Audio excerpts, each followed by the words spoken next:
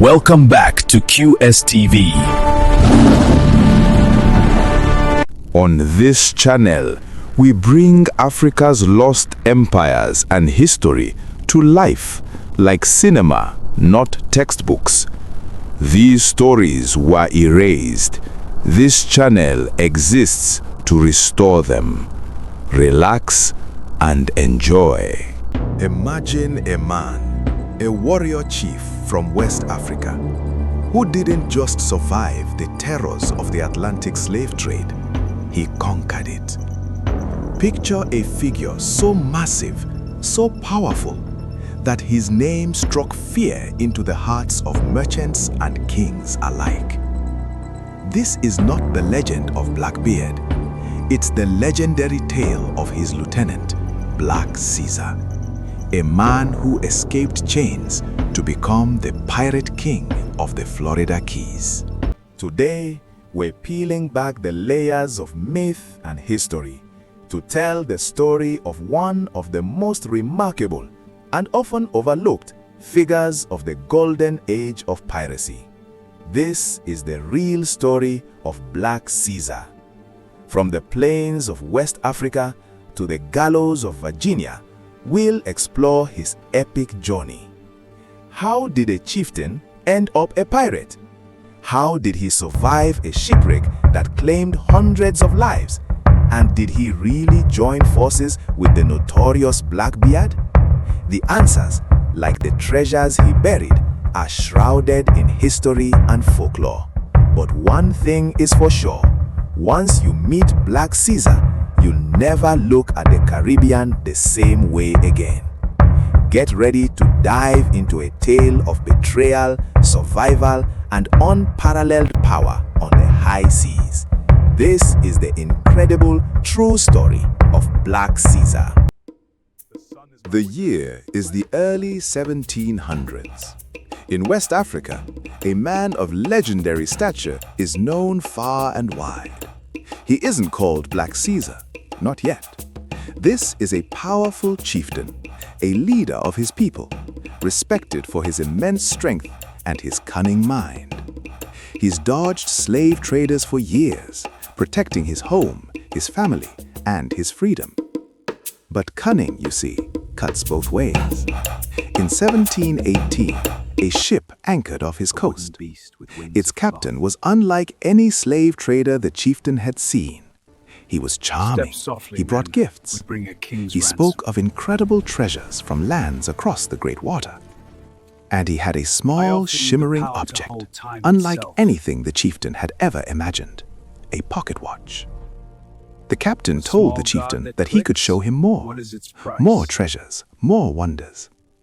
He invited the chieftain and his bravest warriors aboard his ship for a grand feast. The chieftain, fascinated by the music, the food, the objects he'd never seen, accepted. The feast was a grand success. He saw fine clothes, tasted new foods, and heard instruments that felt like they contained 1,000 voices. He was lulled into a false sense of security. It was all a deception. The promises of treasure were a lie. The moment the chieftain stepped aboard, he had walked into a trap. In a heartbeat, his world was over. Chained in the dark hold, his warriors at his side, the once mighty chieftain was now a piece of cargo, bound for a life of slavery in the Americas. The betrayal was complete. For weeks, the ship endured the horrors of the Middle Passage. Sickness was rampant and hope was fleeting. But the chieftain, now a symbol of silent resilience, found a purpose. He refused to give in, and he wasn't alone. He befriended one of the sailors, a man who, like him, saw the brutality and longed for freedom. This sailor began to bring extra food to the chieftain, a small gesture that fueled a growing plan. Then it happened, a monstrous hurricane. The ship groaned and cracked as mountainous waves battered it. The crew panicked, prepared for the inevitable. Amidst the chaos, the captain and several sailors loaded a long boat with supplies and treasure, preparing to abandon ship. In the panic, the friendly sailor, realizing the ship was lost, made his move. He slipped below deck, found the keys, and unlocked the chains of the chieftain. The chieftain, with a strength that must have seemed supernatural in the storm, fought his way to the longboat. He and his friend boarded it, and as the ship began to break apart, they were lowered into the raging sea. The next morning, the sun is shining, the water is calm and beautiful. We see a single longboat with the chieftain and the sailor slumped over, exhausted. They looked towards the horizon. As the sun rose the next day, they were the only survivors. No ship, no crew, just a boat and a few supplies. The friendly sailor soon succumbed to his injuries, leaving the chieftain alone in the heart of a vast and beautiful nightmare. But for the chieftain, it was freedom. He had escaped chains. He had survived a hurricane. Now his next battle was to be fought not against a person, but against an empire. He looked at the labyrinth of islands around him, known to the Spanish as the Cayos de la Florida, the Florida Keys. He didn't see a prison, he saw a fortress. He was now Black Caesar, a name that would soon echo through the Caribbean as a force to be feared and respected. The chieftain was now a survivor, and from his new home among the Keys, he was about to build an empire of his own. For nearly 10 years, Black Caesar reigned supreme in the Florida Keys. His home base was a place of mystery, with some legends pointing to Elliot Key or Key Largo. This wasn't some desperate existence. This was a strategic operation. Caesar knew these complex waterways better than any chart. His key to success wasn't just brute force, it was brilliant, unexpected tactics. He pioneered cunning methods. His crew would light fires on the shore to mimic distress signals, luring curious merchant ships into the treacherous shallows. The moment a ship got stuck, Caesar and his crew, in their fast-moving shallow draft boats, would descend. They were silent, efficient, and utterly ruthless. He raided ships carrying sugar, spices, lumber, and even gold. But his priority was often raw materials and manpower. He built a small, tight-knit, and incredibly diverse crew. Many, like him, former slaves, who saw him not as a monster, but as their leader and their liberator. He amassed incredible wealth, much of it rumored to be buried somewhere among the Keys. And his name was now a whisper of fear for every captain sailing those waters. But it wasn't just his methods, it was his mind. He was known for being highly intelligent, with a grasp of multiple languages, which he used to extract information from his captives.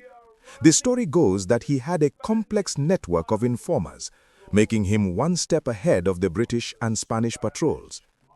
But a lone operation, even one as successful as Caesar's, was always vulnerable. In 1717, a legend on the water met another legend on the rise.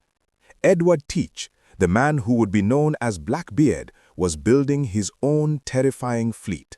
His path would soon cross with Black Caesar's. What happened next was not a battle, but an alliance.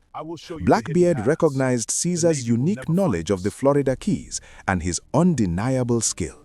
Caesar saw an opportunity for power on a grander scale. This was no ordinary pairing. The ultimate pirate captain had just acquired the ultimate pirate lieutenant. The Queen Anne's Revenge in all its glory. We see Blackbeard and Black Caesar standing together on the quarterdeck, consulting charts. The partnership was legendary. Caesar became one of Blackbeard's most trusted lieutenants, his name officially added to the list of his crew on the Queen Anne's Revenge. His intimate knowledge of the coast and his tactical brilliance made him an invaluable asset. Together, they blockaded ports, raided dozens of ships, and built a reign of terror across the southeastern colonies. They were a fearsome team, an unstoppable force. But Black Caesar wasn't just a follower. He was a strategic leader who was respected by the crew. But all reigns, no matter how powerful, must end. The political tide was turning against piracy. The colonies, particularly Virginia, were done being held at gunpoint. On November 22, 1718, off the coast of Ocracoke Island, North Carolina, Blackbeard's ship was cornered by two Royal Navy vessels under the command of Lieutenant Robert Maynard. Black Caesar was right by his captain's side. The battle was a ferocious, bloody affair. When Blackbeard himself fell, shot more than 20 times and slashed with swords, the crew knew the end was near. But Caesar had a final monstrous instruction. If the ship was to be captured, he was to light the fuse and blow up the entire vessel, taking the enemy, the remaining crew, and themselves to a watery grave. He was mere seconds away from igniting the fuse when a captive on board, in a final act of desperation, managed to break free and tackle him. Caesar, in that final act of devastating loyalty, was stopped. The ship was captured, and the reign of terror was over. Caesar, along with the few survivors of Blackbeard's crew, was taken to Williamsburg, Virginia. The chieftain, the survivor, the pirate king, was now once again a prisoner in chains. His story, however, was about to enter its final tragic chapter. The trials in Williamsburg were quick. Piracy was a capital offense. Black Caesar, a figure of immense size and terrifying reputation, was a prized capture. There would be no mercy. In December 1718, Black Caesar was taken to the gallows. He walked tall, a figure of unbroken resolve. His final thoughts, his final words, they are lost to history. All that remains is the simple, undeniable fact: he was hanged for his crimes. Thus ended the life of the chieftain turned pirate. But it didn't end his story. The legend of Black Caesar has endured for over 300 years. Is it an entirely true story? Most likely not. It's a powerful blend of multiple similar historical figures and heavily embellished folklore.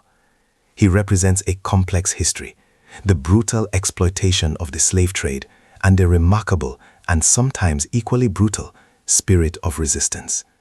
His legacy is a reminder of the thousands of men and women of African descent who lived and died in the golden age of piracy. It's a story of survival and power, a tale written in blood and gold on the white sands of the Florida Keys. So the next time you look at a map of that beautiful region and see a name like Caesar's Rock, remember the man who once ruled it all.